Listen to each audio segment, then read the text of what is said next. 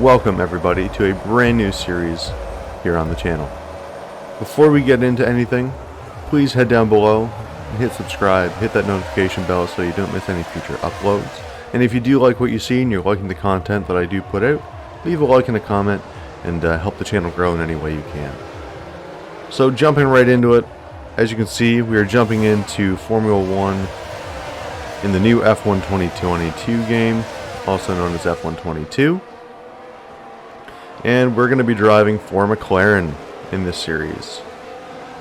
Took number 7 for the season.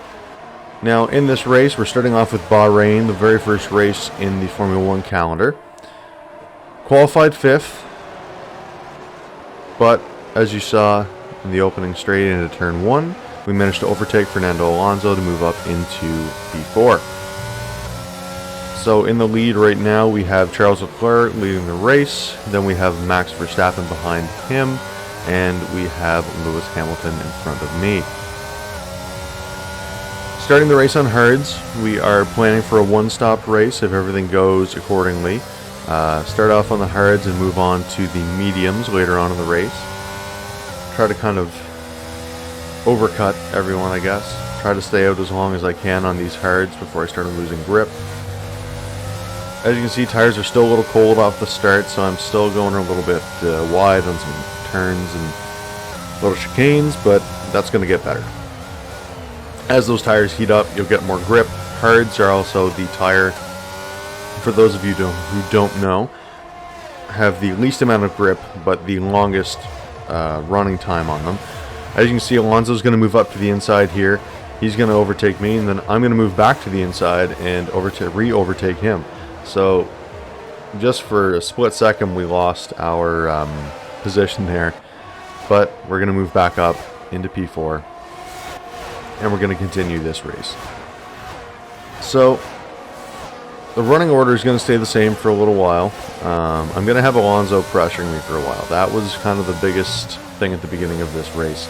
Alonso behind me was a bit of a worry because, you know, being a multi-time world champion, you would definitely kind of expect that from him, that he would really be putting you under some pressure. Had a little bit of struggles through this turn here, bit of a hairpin.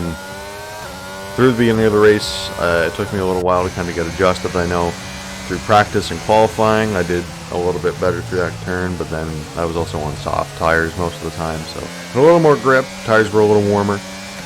But as you can see from Alonso's point of view, he's no less than a second behind us. Most of the time he's within, 1.5 or under a second gap to us. So that really, I had my eyes on that the whole time.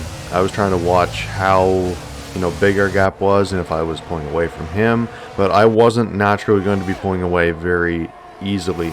Him being on medium tires and with me on hards, he is naturally going to have a quicker pace. So as you can see kind of behind us there, a little bit of a battle from Alonso and Carlos Sainz. Those two are going to battle a little bit through this race. Later on, Alonso is eventually overtaken by Carlos Sainz. And we're going to have a little battle with Sainz as well, but we'll get to that in a little bit once we cross that bridge. For now, my main focus on this race, at this point, yes, I wanted to hold my position, see if I can stay P4. Even if I drop down behind Alonso, my main thing for this race was to finish in the top 10. This is my first race actually in the new game. I have the Formula 1 2021 on PlayStation. Didn't ever record that before. Cars handle a lot differently this year with the new regulations and all that. A lot more understeer than you would expect and a lot of different points to the car that you have to get used to.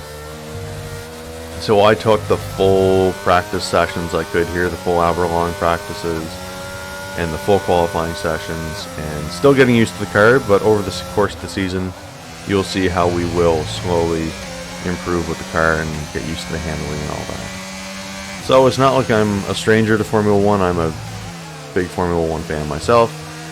And if you've seen some of my other iRacing videos, my goal is to eventually move up into, hopefully, you know, a higher level Formula open wheel series if I can. Maybe IndyCar, you never know. But for now, there's going to be a little bit of a mix between Formula 1 over here, like the F1 2022 game. As you can see, we ran a little wide through that corner, so Alonso makes up a few seconds on us there. And at no point during this race did I have DRS availability. I never had the chance to use DRS. So if you guys don't know what DRS is, it's the drag reduction system on the car. So what essentially happens is that rear wing, instead of being closed off like you can see in some of the shots of the cars, it opens up, and it opens up a little kind of gap, so it reduces drag on the car, hence the name. And it's going to give you an extra 10 to 15 miles an hour or kilometers an hour when you're on a straight, which can really help. Like, Alonso had DRS a lot of the time on me, being under 1 second. Now, there's only certain zones on the track that you're allowed to use DRS on. They're in the DRS detection zones. And when you're in those zones, if you're within a second of the car ahead of you, you can open the wing and use your DRS. That's why I never really had a chance to use it. I was never within a second of the driver ahead of me.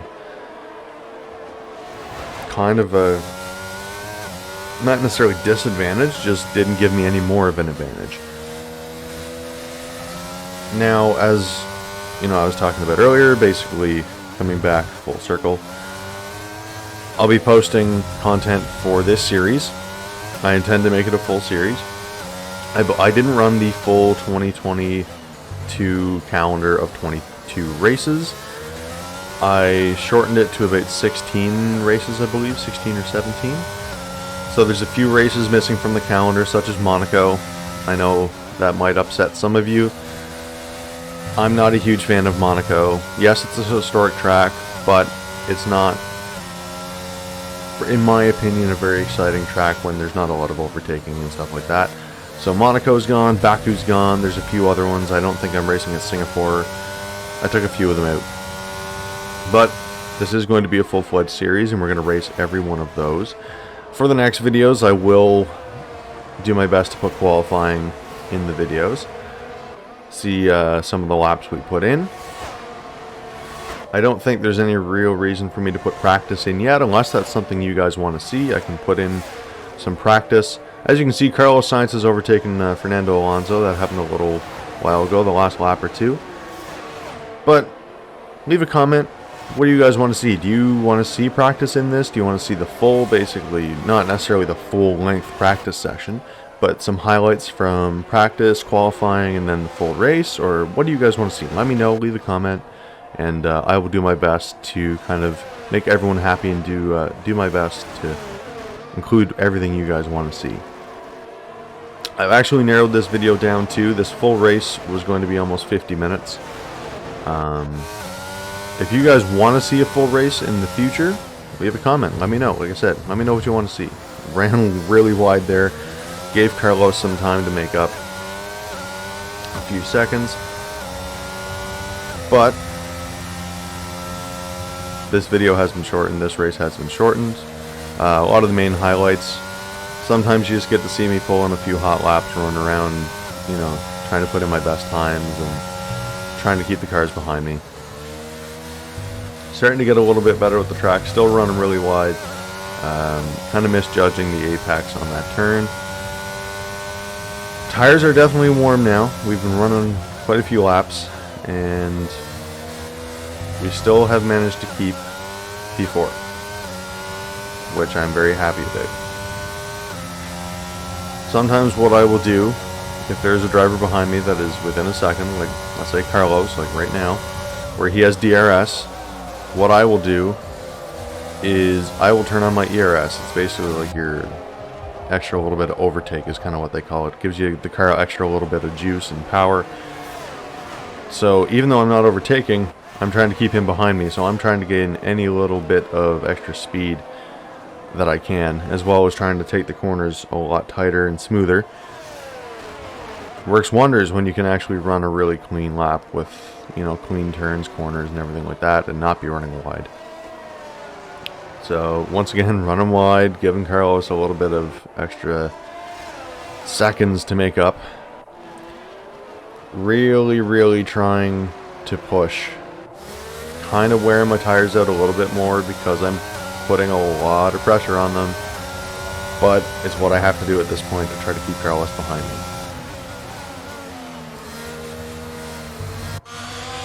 Now, as you can see from his point of view, he is definitely within a second. I believe at this point he was only 0.2 seconds behind me. Like 200ths of a second. And yeah, I was getting very worried. Just as kind of a little PSA, I was kind of a little worried that I was going to get overtaken by Carlos. And I kept running wide, like you see there. Keep running wide. If I keep doing that, there was no question that Carlos was going to eventually pass me, especially here with his DRS. As you can see, really closing in on me like a heat-seeking missile, really. That Ferrari is very fast in a straight line. The McLaren, not so much. A little bit more of a car that has a lot of downforce. So Carlos goes to pull out, tries to go around me, and I kind of make a little bit of a late move, trying to kind of block. We make a little bit of contact there with the tires. I was a little worried. I didn't know we made contact, but now once I watched the replay, I was like, oh god. I didn't realize how close it actually kind of was. Now, we still have Charles Leclerc in the lead. Max still P2, and Lewis P3. Now with us behind them, if Carlos managed to overtake me, I had no doubt that he was going to start making up time on Lewis, because Lewis wasn't that far ahead of me. Only about, I think, 4 or 5 seconds ahead of me. And with the straight line speed that Ferrari had, you know, no question that he would have made it up in the straights. Because right now I'm kind of holding him up. You know, trying to do everything I can, but you'll see what happens. Carlos and I are really going to start battling here, and you're going to see a little bit of a run-in we have. On the straight, he's going to make up, you know, a huge amount of time. As you can see, kind of where my driver kind of hits that little button, I was taking off my ERS there, disengaging it. And you don't realize how much that can mean in a race if you don't use, you know, your overtake and all that good stuff. It can really save you some serious battling in positions, and if you know, you're under a lot of pressure, use what you have available. Don't, you know, I know a lot of people, especially when you're running a full length race. This isn't a full length race. This is 29 laps, I believe. 28 or 29 laps. I'm doing the 50%, so longer races, but not full length. A lot of times you're only going to be doing maybe a one stop if you're going from hards to mediums, or sometimes even from softs to mediums or hards, depending on the track you're racing on and the circuit you're at. You might only run a one stop, maybe two stop max. There shouldn't be any reason why you run a three stop unless there's maybe a safety car deployed or something happens where you really do need to make that third pit stop. Like, let's say you're in the lead by, you know, 40 seconds, if that is even possible now with the new regulations that promote closer racing. And you want to get the fastest lap, so you put on a new pair of softs, new set of softs, and try to go for the fastest lap. That might be the last time you do a three stop. But use your tires up. If you have to run them hard, run them hard. If it means it saves you losing positions and having to fight for them later, do it. I know that's kind of a bold and aggressive strategy, but that's kind of how I like to run. I'm a little bit more aggressive on tires, And my strategies usually don't involve a lot of pit stops, and it involves running the tires as hard as I can until I basically can't run on them anymore. As you can see, Carlos is really chomping at the bit, trying to get as much as he can done before we have to pit. My pit stop won't be until a little bit later in the race because I'm running on hards. Hards are going to last a lot longer than softs or mediums. Even if you're pushing them hard, they're going to last. There's 3 tire compounds that you will generally see on a dry circuit. There's your soft, which is the red. They're going to have the most grip and highest tire wear. There's your mediums, which are yellow. They're going to have kind of that kind of middle ground. They're going to have your medium amount of grip with the medium tire wear. And then there's the hards that I'm running on that are the white. They're going to have the least amount of tire wear, but also a lot less grip. As you can see here, Carlos goes around, and I make a bit of a late block, and I kind of felt bad about doing that because I couldn't see in my mirror where he was. So we kind of make a little bit of contact. Nothing major. It didn't put either of us out. No major damage.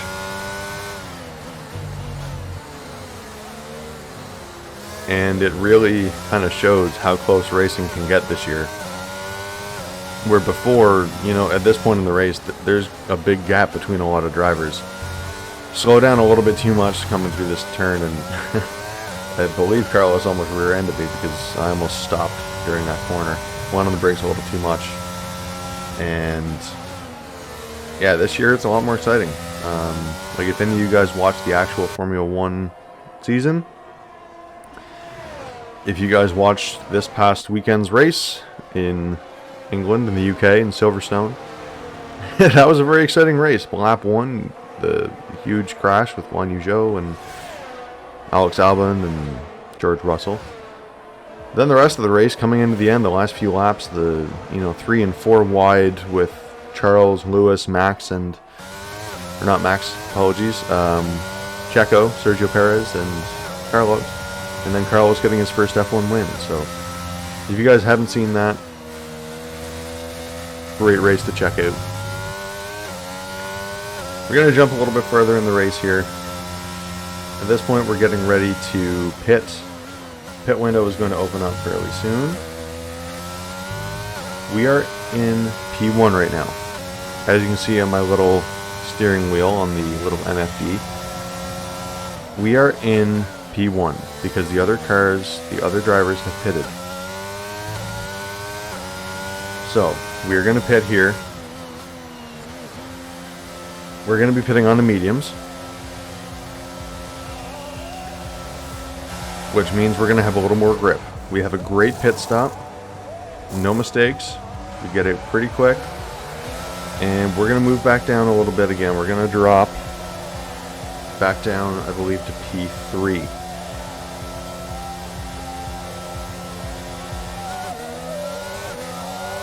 So, coming out in P3 is still huge. That's still one more place up than we were going into the pits. Now, you're going to see me struggle a little bit here on these tires because they're cold. Very cold tires. Running wide. First 2 laps are going to be a little rough. Now we have George Russell behind us, which is a little worrying because George is having a standout season in the real world, so it doesn't seem like that far off of him having an amazing season in the game. As you can see, he's pulling right up on me. He is now on hards. He doesn't, I believe, have to pit again in this race. He's already pitted once. I think he started on softs, if I'm not wrong. And George is going to put a lot of pressure on me. And with that, I'm going to have to really step up and make sure I'm not wearing these tires out too much. I'm going to have to start taking this, not necessarily more seriously, but I'm going to have to focus a little bit more and just really try to hit the apexes perfectly. Like through here, we managed to nail that one, getting a few seconds on George. But on the main straights, I'm still not going to have DRS. George is going to have DRS at points. And he's going to make up some time, and that really can be scary. Because this is a podium. Where we are at right now, when we are in third place, we are on the podium. That is amazing. Especially for being my first race with McLaren this year. Being in a car that is not that highly rated this year. This year McLaren is definitely, from what it seems to be, towards the rear of the midfield. Now we switch to Charles here. Charles is in the lead. Charles has a mechanical failure and needs to retire from the race. So that means that Max is going to move up to first. That means I move up to P2, and George is now P3 behind me. This is a huge moment. We just went from being third on the podium to now second. We're still quite a ways behind Max, but we are gaining. Every lap we're going to be gaining on Max. We go from about 10 seconds to about 6 seconds behind him. In obviously a span of a few laps. But as I was saying, first race with McLaren, first race in the F122 game, and being in a car that is towards the middle to the back of the midfield, this is huge. Because I believe Daniel Ricciardo is my teammate this year. I took over Lando Norris's spot. I have a very big soft spot for Daniel Ricciardo. He's my favorite driver in Formula 1.